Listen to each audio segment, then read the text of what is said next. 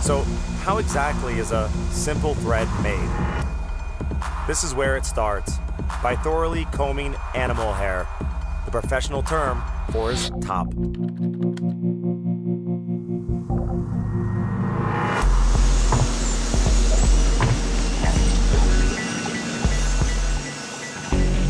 Top is unwound and blended, or melonged, as they say here. Do you remember the labels on your clothes? 50% wool, 50% acryl. The entire process of blending, melonging of wool or other materials takes place here.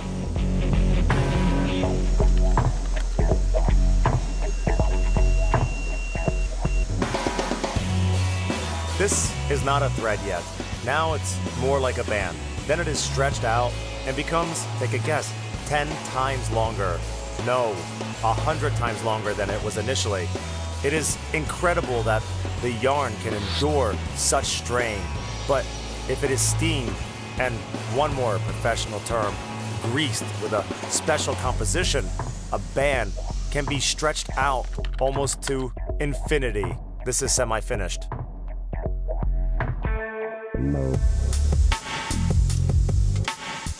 One strand of roving is divided in two and wound, while controlling the strain into cops, as they call it here.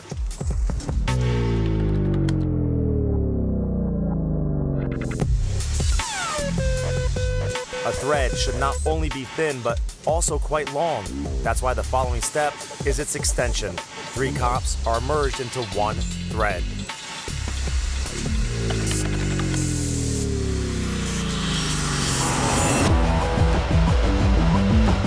And that is a doubling and twisting machine. Here, a future thread is doubled.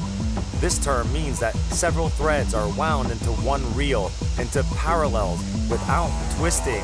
And then, the threads from different reels are finally entwined. By the way, there are about 100 kinds of twisting techniques.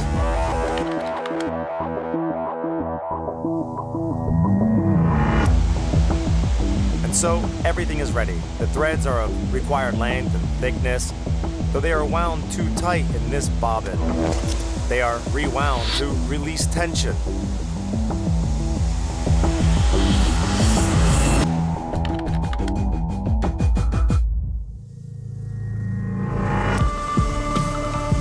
Phew, that took some time. We need some rest. And believe it or not, the threads need it as well. They go to a steam chamber, kind of a sauna. They are under the influence of water vapors. The thread turns soft, fluffy, and light. In other words, it takes the shape of a thread we are all familiar with.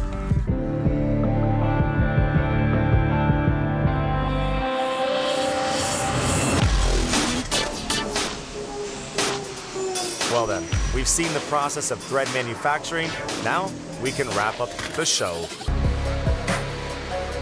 All right, and meanwhile, let's look at the threads from which door and window frames, panels, ground effects, tubes, sport equipment, cupolas, swimming pools, and boats are made. This is a well-known material found practically everywhere. I'm talking, of course, about glass fiber plastic. Glass fiber plastic is a light composite material. It's corrosion resistant. That's why it's employed to make boats, for example. It withstands fluctuations of temperature from -60 to +80 degrees Celsius. One of the reasons it's suitable for construction. We compared 2 constructions of the same shape and of similar strength, one made from glass fiber plastic and the other one from steel. The first one will be nearly twice lighter than the latter. And the main advantage of this material is how cheap it is to produce.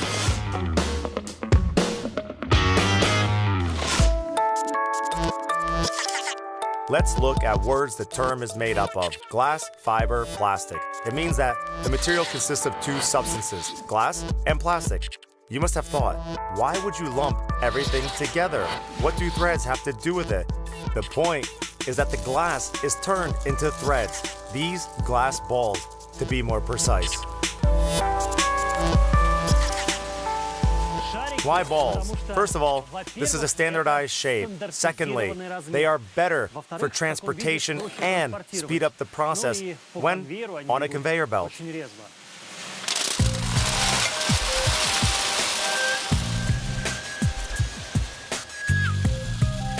The conveyor belt brings the glass balls to a furnace. Remelting is the first step of the glass to thread transformation process. So, the temperature inside the furnace is higher than 1,300 degrees. The balls melt, turn into a thick liquid which, through gravity, trickles down into tiny holes.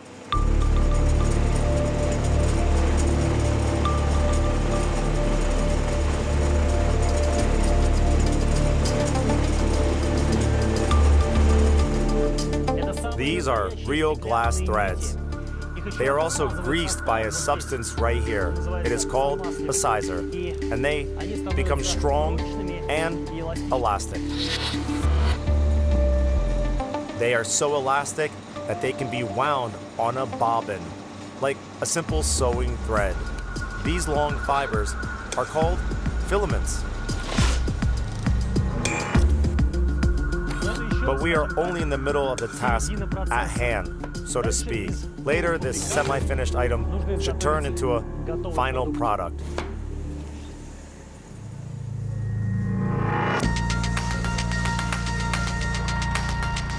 But not just a product, but several different products, up to 4 to be more precise. But in reality, there exists even more options. Here, they produce only 4 fiberglass products. Well then, if we soak the glass fibers in epoxy, for example, add some paint, press them, it will result in several strong and light construction items. By the way, that is exactly how hockey sticks are made. this process is similar to making reinforced concrete structures, but there are glass fibers instead of reinforcement, which are dipped into plastic instead of linking solution. And if we press the fibers covered with linking, we get these sheets. They are used, amongst other things, to produce boats and yachts. There is another product made from glass fiber plastic. The fibers are cut into tiny pieces. It is called glass wool. But this wool also contains plastic. All that goes under the press. As a result, we get a tray like this, very solid.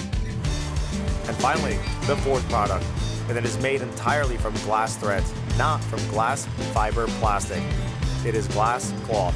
There are many ways to use it, as it is moisture resistant, hard wearing, long lasting, and non-flammable. Just look, it suits but doesn't burn. As it is, at bottom, it's a glass fabric.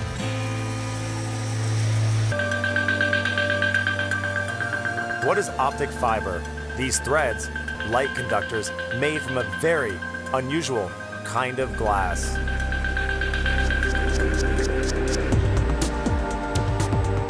This tube is a future light conductor. Moreover, it is made from ultra-pure glass. When it is melted down, the silicon, the germanium, the mixture of gases are added. As a result, we have this workpiece.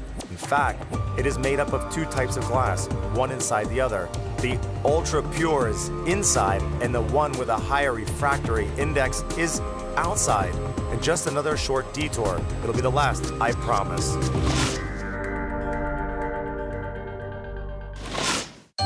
How can light be transmitted over great distances through the light conductor? This happens thanks to a process called internal reflection. If we shine a light on a glass cylinder at a certain angle long enough, it will do the following. Light will reflect off the side. In science, it is called total internal reflection, when electromagnetic waves reflect off the boundary of two medium. In case of total internal reflection, the light almost fades out, and it means that it can be transmitted over very long distances. And it means it is suitable for all communicating needs.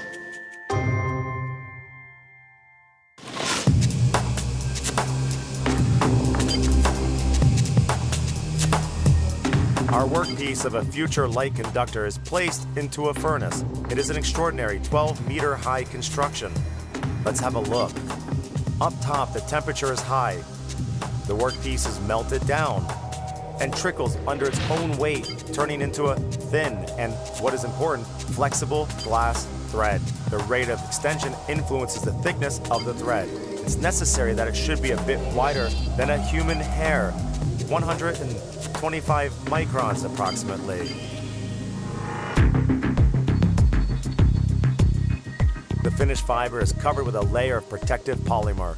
The last thing to check, how well it conducts light. Optic fiber threads can transmit the signal almost in a flash, over thousands of kilometers. The signal won't get lost. It is resistant to interference. Optic fiber abilities haven't been fully explored yet. The experiments with different materials and different light wavelength are still being carried out. And who knows what else these threads are capable of.